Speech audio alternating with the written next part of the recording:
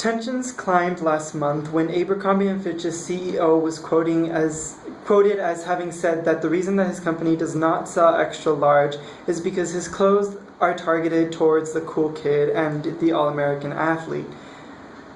When I first heard about this, my thought was, well, hey, the guy has a right to target whatever audience he wants. You don't see people boycotting Lane Bryant because they only sell plus sizes. I really didn't see what the big deal was.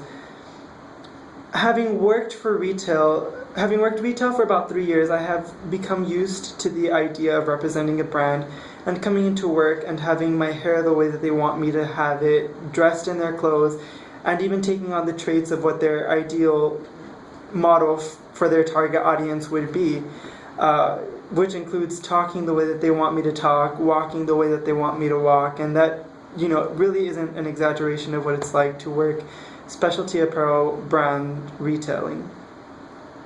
I did not give much thought into the fact that I was being molded into what the company wants me to be, and many people out there, including myself, for whatever reasons, aren't able to live up to the expectations that the company has for us.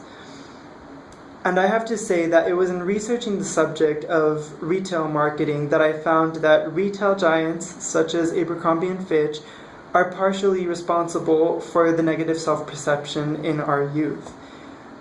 In an article from the Journal of Consumer Affairs, it is mentioned that marketers are not being held to the ethical standards that they should be, especially in retail.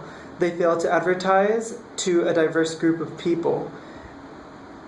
And in retail, we have this term called segmentation, which literally means to split up our consumers into what we think they should be wearing. And so, there are these preconceived notions of the specific look that every person should have, and having marketing in that manner is not conducive to a diverse society. We are trained at my store to see every person that walks in and try to figure out what their style is and the general size that they are, in order to know what clothes we should be pitching to them. Just the other day, I had a young lady come in and ask if we had a size 13 jeans, and I had to break it to her that our store doesn't carry size 13 jeans anymore. And she walked out of the store with an embarrassed face, and I honestly did not know what to tell her. The articles I read also had a tendency to narrow their research towards young women, because young women are being put into this thinness schema, whereas men are kind of more or less encouraged to have this athletic build, which is healthy. Women have this thinness schema that really has not been healthy. According to the National Eating Disorder Association, cultural factors that glorify thinness are a large contributing factor to eating disorders, and 20% of females aged 12 through 30 have a negative body image that leads to bad eating behaviors that can prove to be harmful.